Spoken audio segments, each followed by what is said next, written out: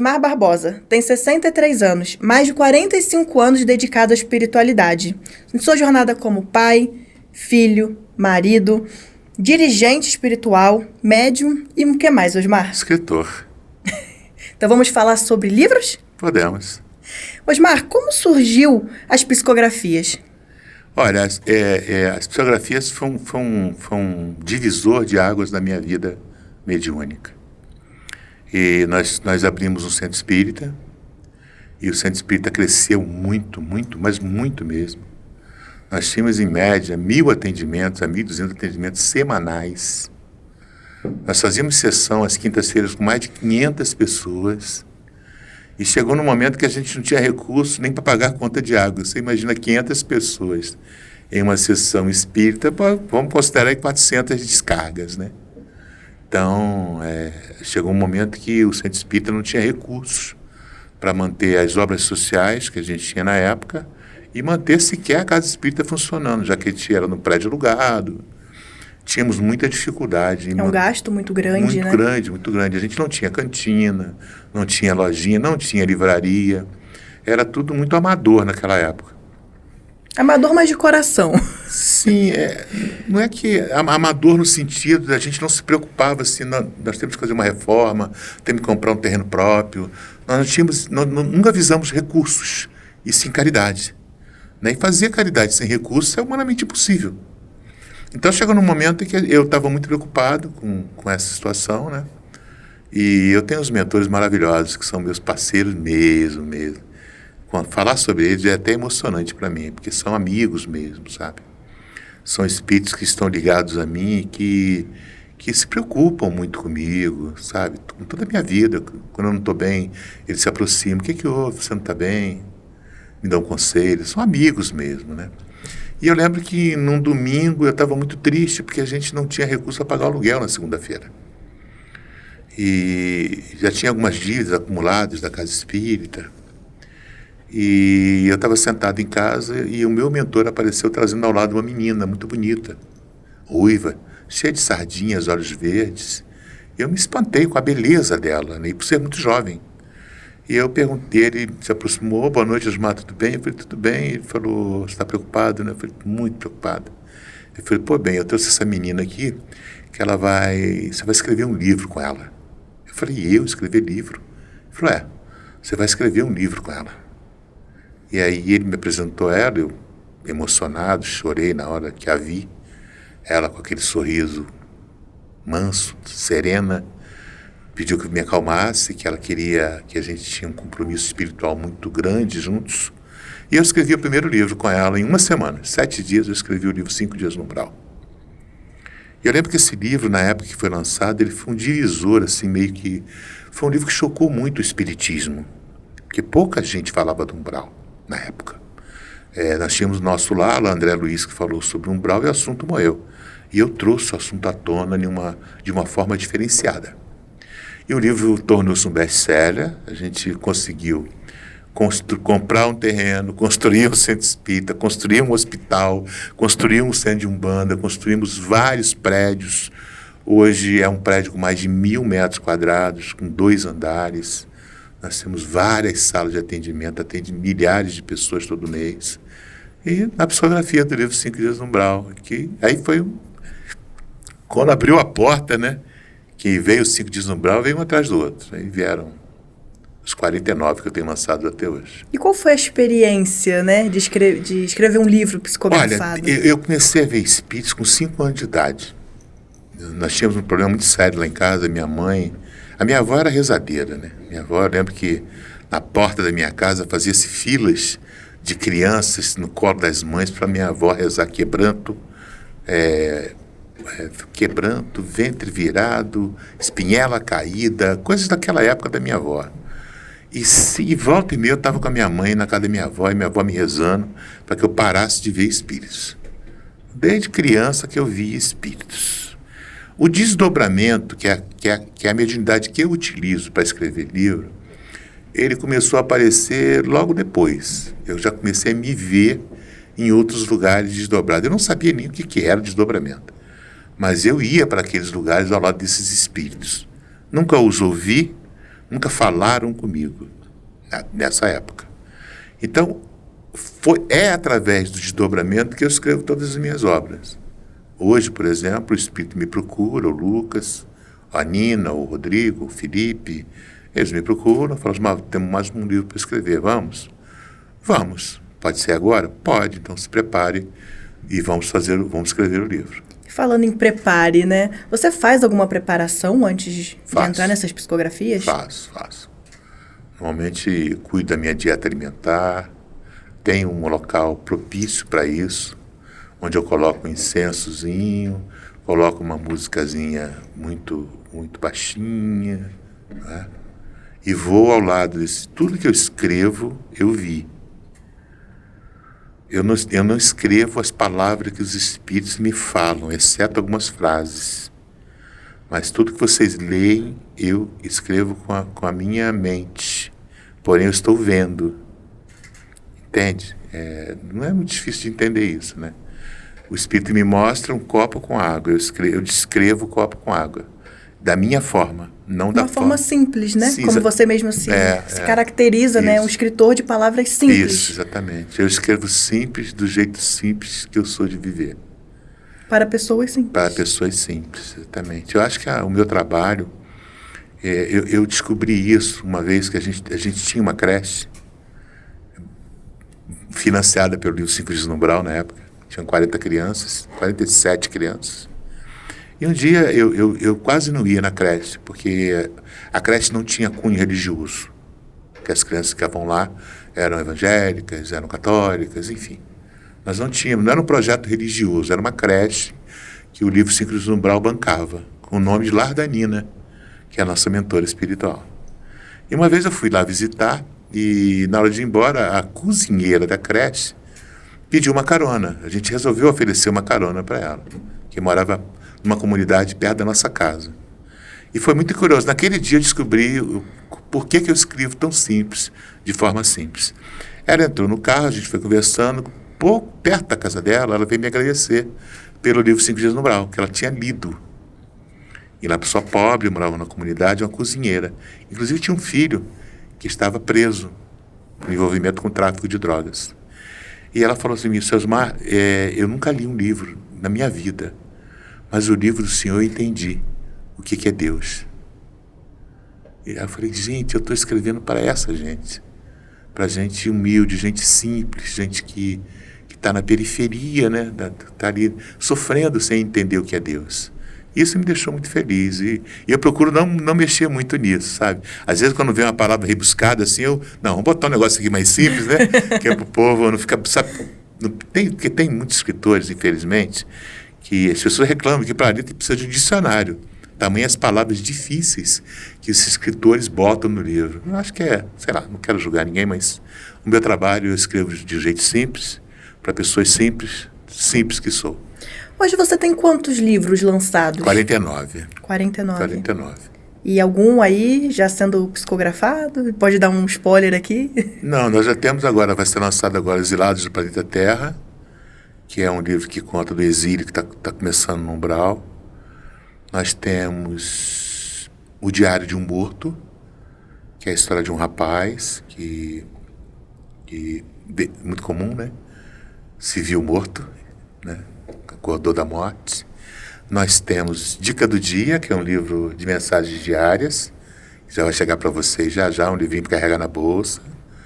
Temos O Segredo de Sofia, que é uma história linda. Tem A Garota do Balão, consegui terminar esse livro depois de 7 anos. Está pronto também. Temos Aconteceu no Umbral, Acordei no Umbral, já foi. Aconteceu no Umbral. Bem-vindo ao Umbral. Também está na fila para entrar aí para vocês muito em breve. E tem um livro muito legal que eu estou escrevendo, que vocês vão se apaixonar. O título do livro é o seguinte, gente, é assim, não se desespere, você não morreu. Esse ano de 2023, ele foi marcado, né, por muitos livros que se passam no Umbral. Né? Porque eu estou escrevendo livros. Na verdade, o Lucas me pegou em dezembro, no recesso do ano passado, 2022 para 2023. Eu fiz uma imersão com o Lucas de mais de 30 dias trancado escrevendo com ele. Nessa imersão saíram 5 livros.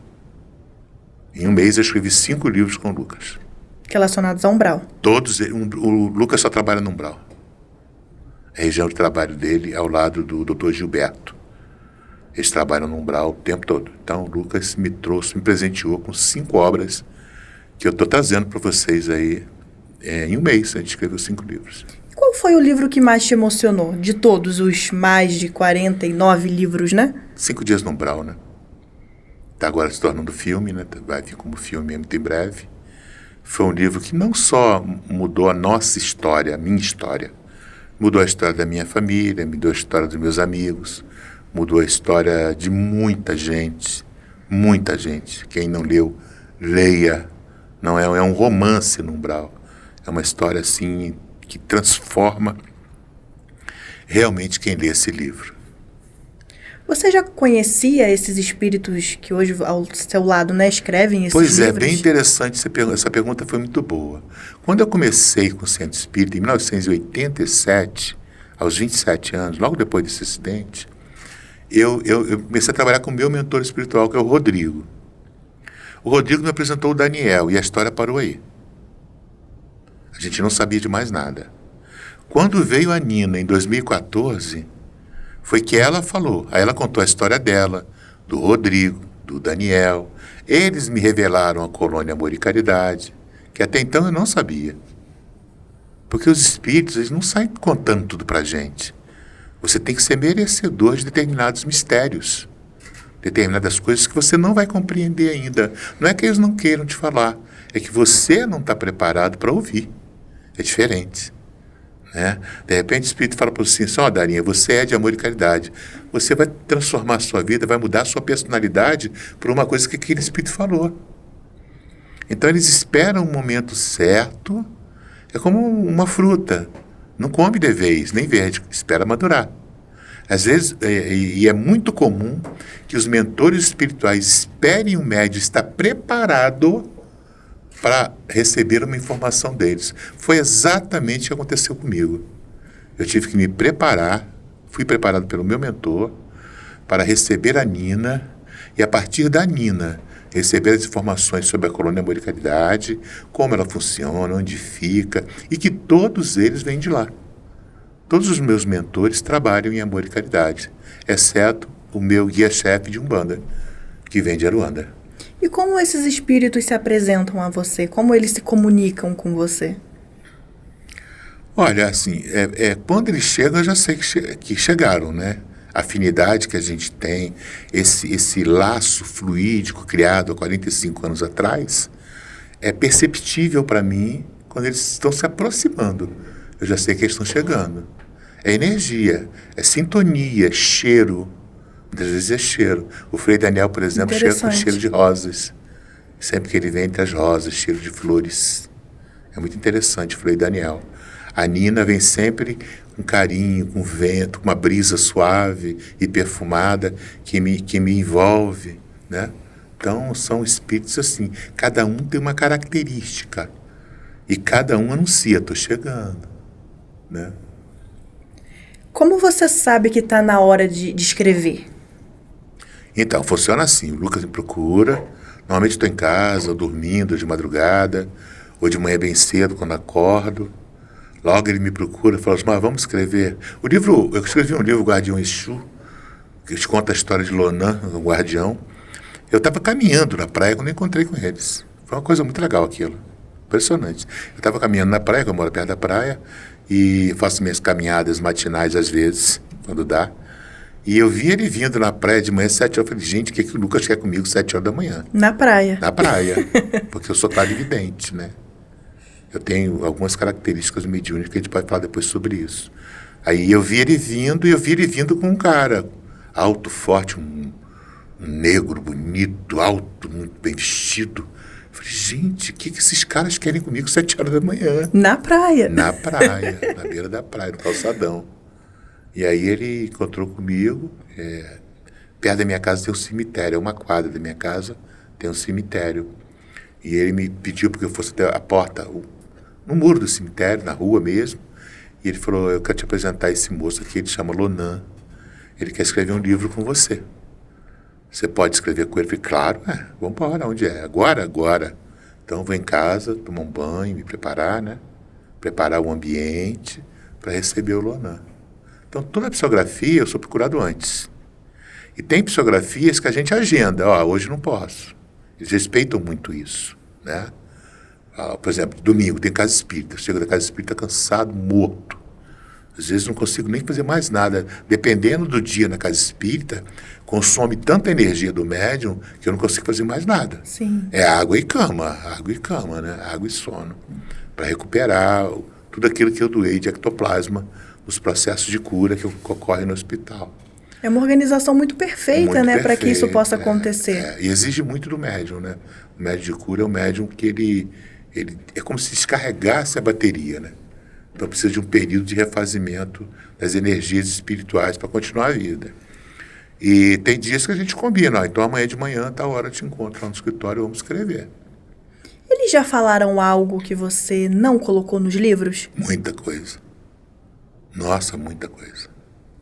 E eles respeitam isso, é o livre-arbítrio, né? E por que você não colocou? Olha, não é por medo, não é por não acreditar no que eles dizem também não. É porque eu acho que não é o momento de vocês saberem algumas coisas que vão acontecer no nosso planeta e que eu não quero essa fama para mim, eu não quero esse holofote para mim. Sabe, eu não quero ser, vidente, sabe tudo, não sei de nada. Responsabilidade, né? Podemos chamar assim. Responsabilidade mediúnica. Lembra do que minha mãe falou? Justo. Honesto e bom. Entendeu? Então tem informações que às vezes eu vejo coisas assim, né? Que eles me mostram, né? Mas que eu não tenho o direito de falar. Tem algum espírito da sua preferência para escrever? Nina. Por quê? Porque ela é muito doce, ela é maravilhosa. De uma sabedoria ímpar. Não, eu amo o Lucas também, né? Eu acho que o espírito... o Lucas pode ficar com ciúme. Não fica não. Eu acho assim que o que eu mais escrevi até hoje, eu não fiz essa conta, mas acho que é o Lucas. De livros lançados, acho que é o Lucas, né? Que o Lucas é mais no meu dia a dia, ele é mais presente nas psicografias. Você questiona eles quando tem algo diferente no qual você desconhece? Eu fico surpreso, né? Fico surpreso. Por exemplo, no livro Diário de um Suicida, tem uma passagem lá que eu questionei muito eles com relação a isso. O que acontece? Existe uma regra no Vale dos Suicidas que é assim. A regra é assim, bem clara. Você, Dara, você encarnou para viver 70 anos. Se suicidou aos 20, vai ficar 50 anos lá dentro. Isso é uma regra do Vale dos Suicidas. Eu questionei muito isso.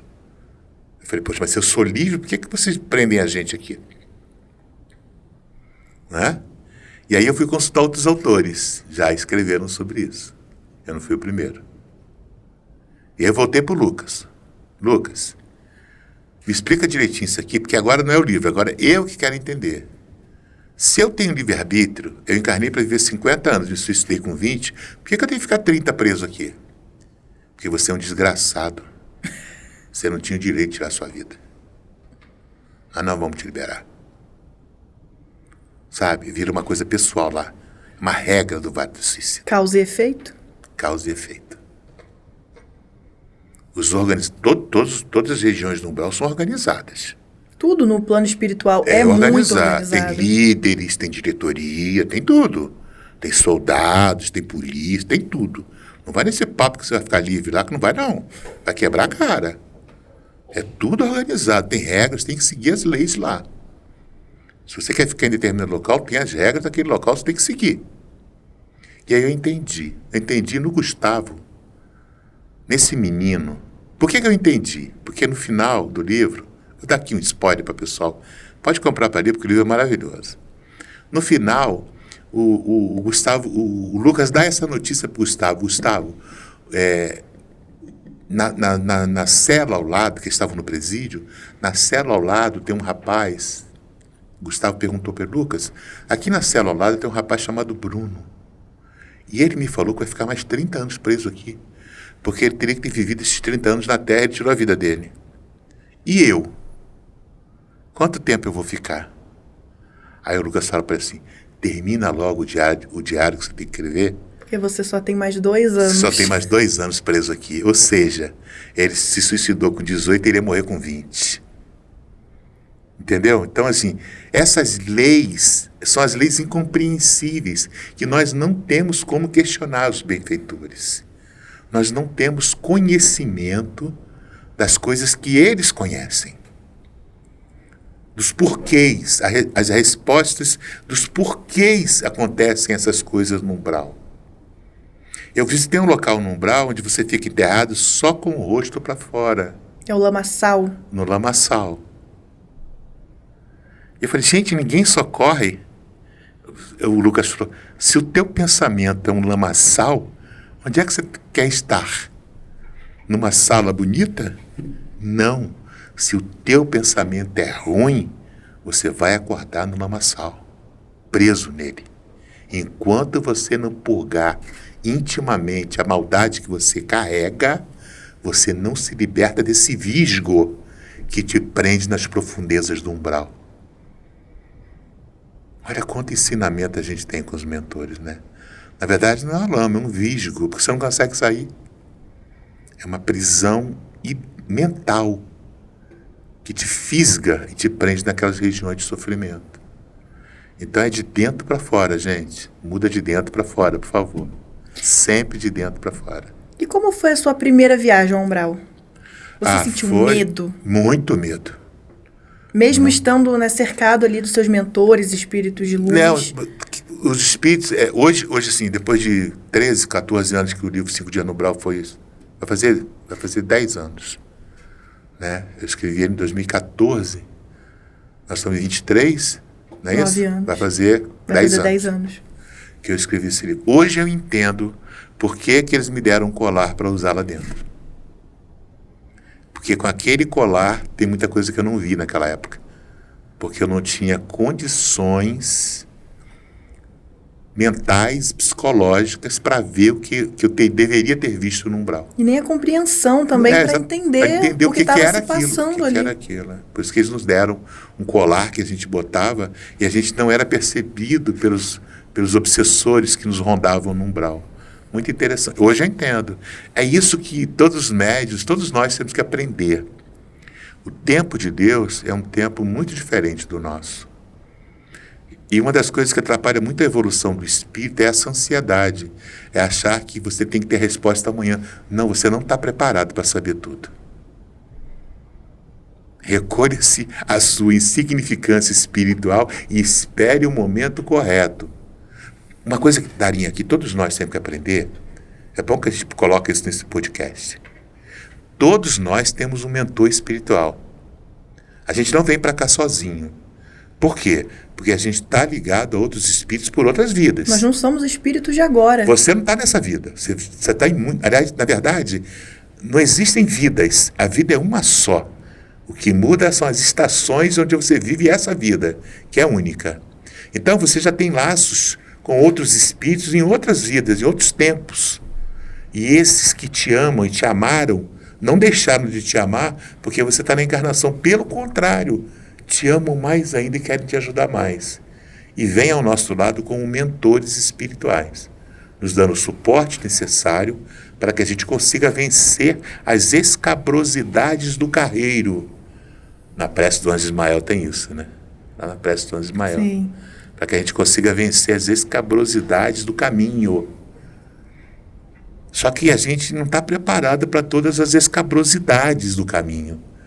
E a gente tem que ter paciência para compreender por que meu filho é meu filho. Por que eu nasci no Brasil? Por que eu uso esse idioma, essa pele, essa cor, essa família? Eu poderia ter nascido na Inglaterra, ser filho da Diana. Não nasci, por quê, né? Então, esses porquês são respondidos ao longo da caminhada, não é amanhã. Nós temos que ter a sabedoria, a humildade, a simplicidade de esperar o tempo certo e que a espiritualidade vai nos induzir pelo caminho da compreensão. E uma coisa que eu escrevi no meu livro Despertando o Espiritual com Osmar Barbosa, que eu aconselho todos vocês a lerem. Sim, um livro maravilhoso. Maravilhoso. É de muito aprendizado. Não é um livro para você ler, é um livro para você estudar. Não é psicografado. Não é. É um livro escrito por mim. Isso. É uma experiência minha. De como você se reconhecer como espírito e viver como espírito. Que a partir do momento que você se entende e se enxerga como espírito, você vai perceber que tudo que te acontece tem um motivo. E que todas aquelas pessoas, ou que te ajudam, ou que te agridem, ou que vivem ao teu lado, são seus professores. Estão no teu caminho para te ensinar alguma coisa. Seja boa ou seja ruim. Então seja sempre grato ao outro. E sempre aberto para receber. Porque o outro está te ensinando. Todos nós temos algo para ensinar e algo para aprender também. Aquele que te faz mal, te ensina a não ser como ele. Já é uma aula. E aquele que te faz bem, te ensina a ser bom como ele. Outra aula. Então, tirar desse dia a dia, tirar desse convívio, tirar das relações, tirar dos acontecimentos diários, aquilo que vai nos transformando lentamente. Eu ontem estava assistindo um programa de música musical no canal de TV. E aí uma garotinha de 11 anos de idade resolveu cantar uma música. E aí perguntaram para ela qual era o sonho dela. Ela falou, meu sonho é que eu ganhe algum prêmio nesse concurso para eu pagar uma passagem para minha mãe ir na Bahia visitar os familiares dela, que começou a chorar. Você chorou? Eu chorei horrores, porque a minha essência é junto com a dela. Então, o ser humano, quanto mais sensível ele é à dor do outro, melhor ele dá. Quando a dor do outro não te fere, paciente é você. Frase do Frei Daniel, né? Vamos falar de novo? Quando a dor do outro não te fere, paciente é você. Então, quando você olhar para uma pessoa em sofrimento e não tocar teu coração, você tem uma longa estrada para caminhar ainda. Porque o motivo da criação é o outro. Não é ganhar dinheiro, porque se fosse ganhar dinheiro, o rico não morria. Não é ficar milionário, porque se fosse ficar milionário não adoecia. É ser rico daquilo que o dinheiro não compra. Se fosse ser bilionário não contrairia câncer aos 40 e poucos anos. Se fosse ser famoso, não suicidava-se, com drogas, etc. Então, nada disso é importante. O patrimônio do espírito é o amor. O amor não é um pedido de Jesus. O amor é um mandamento. A hora que a gente entender que o amai-vos como eu vos amei não é uma frase, é um mandamento, tudo fica mais fácil. E o amor é o único sentimento que nós levamos para a vida espiritual. Nina Brestonini. A Nina falou isso para mim lá no livro 5 Dias no Umbral. O amor, Rosmar, é o único sentimento que você vai trazer para a vida espiritual. Então vale a pena. É difícil? Nossa, se fosse fácil a gente não estava aqui. Esse dia eu estava no centro espírita, o centro espírita é lotado, porque lá você teve lá esses dias, tinha mais de 300 pessoas sentadas, e eu olhei para aquele povão e falei, Jesus, o que eu estou fazendo aqui? O meu mentor olhou para mim e sorriu, se fosse fácil você não estava aqui. Né? Então, o que todos nós precisamos entender é que são nas dificuldades que a gente constrói o nosso castelo. Tijolo por não tijolo. Existe um manual, né, para a evolução espiritual. Não. Existe persistência, existe vontade. Existe algumas regrinhas, né? Justo, honesto e bom. Eu, desde que minha mãe me abraçou e se despediu de mim pela segunda vez e deixou essas 3 palavras, que eu procuro segui-las à risca. Ser justo com tudo que me acontece, com as pessoas que me cercam, né? Justo o tempo todo, mesmo que magoe. Às vezes, na justiça, você vai ferir alguém. Às vezes, por ser justo, você vai magoar alguém. Mas é melhor ser justo do que ser mentiroso. Não é? Honesto é um dever. É uma obrigação do médium ser honesto. Né? Justo, honesto e bom. Bondade é uma coisa que não é difícil de fazer, praticar o bem. Não é difícil, né? Basta olhar para o outro e se colocar sempre no lugar dele. Na verdade, a grande virtude da evolução é conseguir se colocar na dor do outro. O dia que a gente conseguir se colocar na dor do outro, você venceu o mundo. Pode ir embora. É isso. Então, pessoal, estamos encerrando aqui mais um episódio do nosso podcast com Osmar Barbosa e Darinha. Espero vocês na próxima. Até breve. Tchau, tchau.